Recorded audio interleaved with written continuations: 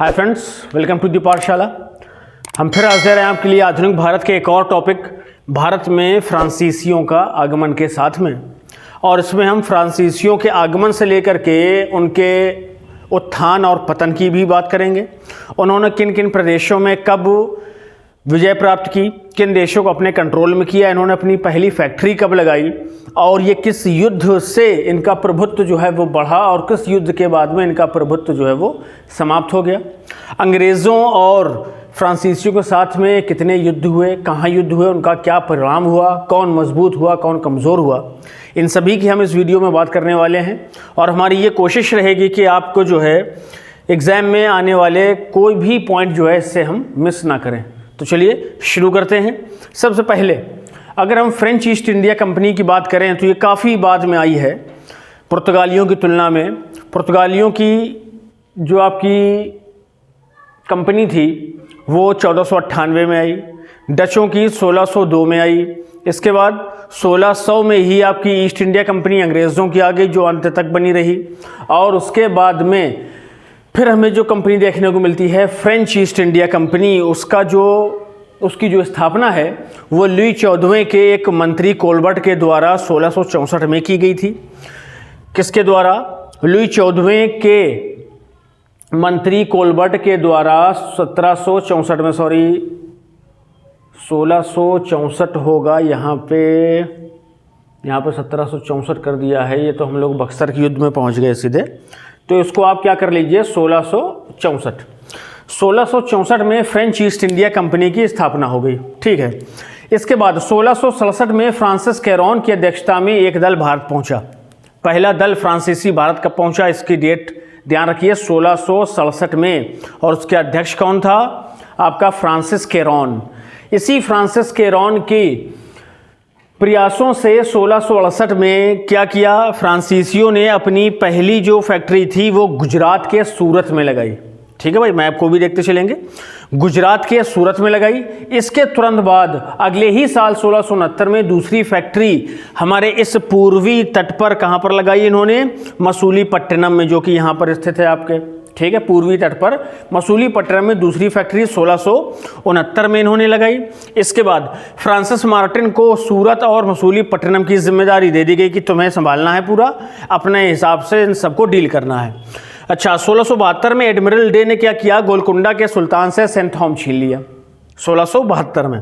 1673 में क्या हुआ, पुदुचेरी प्राप्त कर लिया गया, यानी फ्रांसीसियों ने पुदुचेरी पर कंट्रोल कर लिया। और फ्रैंको मार्टिन के नेतृत्व में इसी जगह पर पौंडीचेरी का विकास हुआ, यानी फ्रैंको मार्टिन को आप कह सकते हैं कि पौंडीचेरी का वो संस्थापक था। ठीक है, कब? 1673, ये थोड़ा सा ध्यान में रखिएगा। 1698 में डचों ने पौंडीचेरी छीन लिया। पूरी मेहनत जो फ्रांसीसियों ने की उसको अंततः डचों ने जो है धूमिल कर दिया और उनसे पौंडीचेरी छीन करके अपने कब्जे में ले लिया। 1690 में मुगल गवर्नर से फ्रांसीसियों ने चंद्रनगर छीन लिया, मद्रास वाला रीजन। 1672 से 1713 तक, ये बड़ा इंपॉर्टेंट पॉइंट है, इसको ध्यान में रखिए। फ्रांस जो है यूरोप में हॉलैंड के साथ में लगातार युद्धों में व्यस्त था। इस दौरान क्या होता है कि जो फ्रांसीसी ताकत थी वो भारत में धीरे धीरे कम होना शुरू हो जाती है, उनका जो प्रभाव था वो धीरे धीरे कम होना शुरू हो जाता है। इसलिए क्या किया जाता है कि 1706 से 1720 के मध्य भारत पर इनका प्रभाव जो है बहुत कम हो गया था। इसी कारण से या इसी वजह से 1720 में फ्रांसीसी कंपनी का पुनर्गठन किया गया, यानी फिर से इसमें एक नई जान फूंकी गई और इनको नए सिरे से जो है पुनर्गठित करके इनकी शक्ति को बढ़ाया गया। इसके अगले ही साल 1721 में फ्रांसीसियों ने मॉरिशस पर कब्जा कर लिया।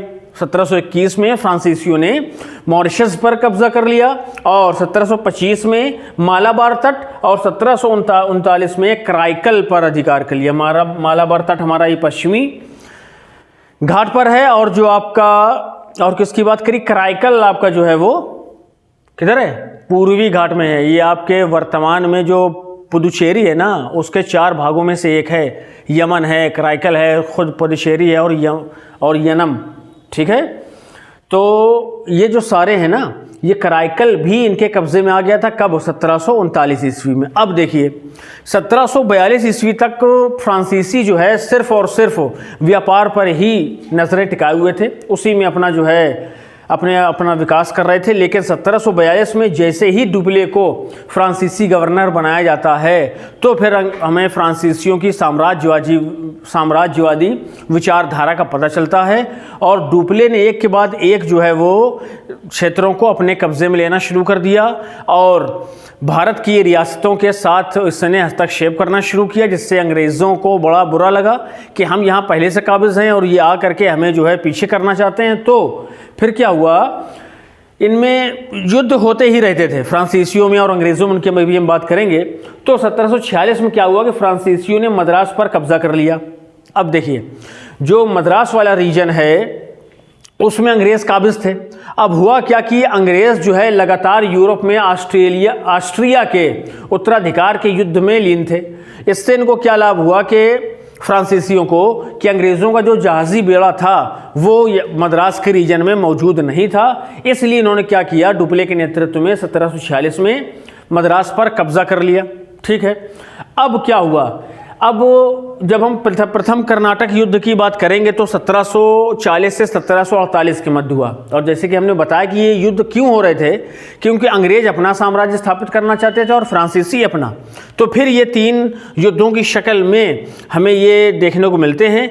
पहला 1740 से 1748, इसका अंत कब हुआ, एक्स-ला शापेल की संधि हुई है आपकी 1748 ईस्वी में यूरोप में, ये ध्यान रखिएगा, यूरोप में हुई है। उसके बाद इस युद्ध का अंत हुआ है और इसी युद्ध के अंत होने के साथ में फ्रांसीसियों ने 1748 में अंग्रेज़ों को मद्रास वापस कर दिया है।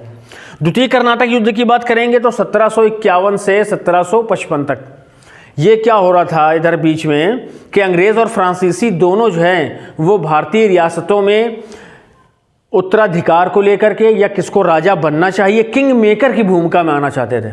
ये मेन पॉइंट है कि अंग्रेज़ और फ्रांसीसी दोनों क्या चाहते थे कि हम भारत में किंग मेकर की भूमिका में आ जाएं। जैसे आप मुग़ल दौर की बात करेंगे तो उसमें सैयद बंधु थे जो कि क्या थे, किंग मेकर थे, उनकी हम बात करेंगे मध्यकालीन भारत में।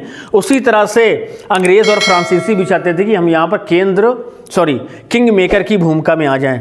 तो ये 1755 तक चला युद्ध और इस युद्ध का जो अंत था वो 1755 में भारत में पौंडीचेरी में इन दोनों लोगों के बीच में संधि हुई है फ्रांसीसी अंग्रेज़ों में, तब इस युद्ध का जो है अंत हुआ है। और तृतीय कर्नाटक युद्ध जो है 1758 से 1763, असल में ये जो युद्ध है आपका 1756 से लेकर के 1763 तक चलता है। ठीक है, अगर हम यूरोप को जोड़ लेंगे इसमें तब, तो इसको सप्तवर्षीय युद्ध भी कहा जाता है। इसी सप्तवर्षीय युद्ध के दौरान वांडीवाश एक जगह है आपकी मद्रास के करीब ही है, तो वहाँ पर क्या हुआ कि वांडीवाश के युद्ध में अंग्रेज़ों ने फ्रांसीसियों को इतनी बुरी तरीके से हराया कि उन्होंने अपने साम्राज्य के विस्तार का सपना ही छोड़ दिया, यहाँ तक कि उनका व्यापार भी सब यहाँ वहाँ हो गया, बिल्कुल पूरी तरह से उनकी पूरी ताकत को ख़त्म कर दिया। 1760 के वांडीवाश के युद्ध से आपको ये क्वेश्चन पूछा जा सकता है कि फ्रांसीसियों की शक्ति का हुआस या अंत कब हुआ, तो आपका जवाब क्या होगा, 1760 में वांडीवाश के युद्ध से, जब अंग्रेज़ों ने इन्हें हरा दिया था। ठीक है, तो जो तृतीय कर्नाटक युद्ध है जो 1758 से 1763 तक चला, इसी का एक अंश था 1760 का वांडीवाश का युद्ध। ये आपका जो युद्ध है ये पेरिस की संधि से समाप्त हुआ और ये संधि भी आपकी यूरोप में ही हुई है, फ्रांसीसियों में और अंग्रेज़ों में। ये पॉइंट आप ध्यान में रखिएगा कि पहला और तीसरा जो युद्ध खत्म हुआ है वो दोनों यूरोपीय संधियों के द्वारा और जो दूसरा है वो भारत में ही संधि हुई है उसके द्वारा। पहला युद्ध एक्स-ला शापेल की संधि द्वारा 1748 में और तीसरा पेरिस की संधि द्वारा आपका 1763 में, और द्वितीय कर्नाटक युद्ध जो है वो पौंडीचेरी की संधि द्वारा जो है वो खत्म हुआ। और ये देखेंगे आप कि एक वर्ष के बाद ही क्या हुआ था कि फिर से इनमें सप्तवर्षीय युद्ध जो है वो शुरू हो गया था। तो आप देखिए, अगर आप मैप से भी समझने की कोशिश करें ना, तो जितनी भी यूरोपीय शक्तियां भारत में आई हैं तो उन्होंने क्या किया है कि ये जो हमारा तटीय क्षेत्र है ना, इस पे कब्जा करने की कोशिश करी, चाहे वो पश्चिमी तट हो या पूर्वी तट हो। और क्योंकि एक बात ये बड़ी कॉमन थी कि जिस व्यक्ति का या जिस कंपनी या देश का अधिकार हिंद महासागर पर होगा वही असल में असली भारत का शासक होगा तो सभी कंपनियों की जो पॉलिसी थी वो पश्चिमी घाट और पूर्वी घाट को अपने कब्जे में करने की थी। इसी के चलते चाहे वो आपके अंग्रेज़ हों, चाहे वो पुर्तगाली हों, चाहे डच हों या आपके फ्रांसीसी हों, चाहे वो स्वीडिश हों, ये सारे के सारे जो यूरोपीय कंपनियां आई हैं, इन्होंने पश्चिमी और पूर्वी तट पर ही अपना प्रभुत्व जमाने की कोशिश की है। ठीक है, तो ये हमारे थे फ्रांसीसी, जो कि भारत में 1664 में ईस्ट इंडिया कंपनी बनी। 1667 में ये भारत आए और 1760 में क्या हुआ, 100 साल के अंदर ही इनकी शक्ति को अंग्रेज़ों ने क्षीण कर दिया। तो इस वीडियो को बस बहुत नहीं 2-3 बार देखेंगे तो ये सारी डेट्स और सारे युद्ध आपको आसानी से याद हो जाएंगे और आपकी जो भी एग्ज़ाम आने वाले हैं ना, उसको नज़र में रख करके इसको पढ़िए। आपको एक ना एक पॉइंट इनसे ज़रूर मिलने वाला है। और अक्सर आपके एक्स-ला-शापेल की संधि, पेरिस की संधि किस युद्ध में हुई, एक्स-ला-शापेल की संधि किस युद्ध के अंत करने के लिए हुई, ठीक है, या किस युद्ध का अंत किस संधि से हुआ, आपको टेबल दे देगा। 4 उधर होंगे, 4 इधर होंगे, दोनों को आपको मिलाना होता है। इसके लिए इनको ध्यान में रखिए। और साथ में ये जो सन दिए हैं आपकी, पहली फैक्ट्री कब लगी, दूसरी कब लगी, तीसरी कब लगी, फिर उन्होंने मद्रास पर कब कब्जा किया, ये सारे डुप्ले कब भारत का गवर्नर बना। डुप्ले का बहुत अहम रोल है। जो आपकी सहायक संधि हम लोग पढ़ते हैं कि जो अंग्रेज़ों ने अपनाई थी, असल में उसका जो जनक था ना वो डुप्ले ही था। तो इस क्वेश्चन को भी ध्यान रखिए कि भारत में सहायक संधि का जनक किसे कहा जाता है, तो वो फ्रांसीसी गवर्नर डुप्ले को ही कहा जाता है। ठीक है फ्रेंड्स, तो ये था हमारा आज का सेशन। कुछ कमी लगी हो तो ज़रूर बताइए। अगर अच्छा लगा हो तो लाइक शेयर ज़रूर कीजिए।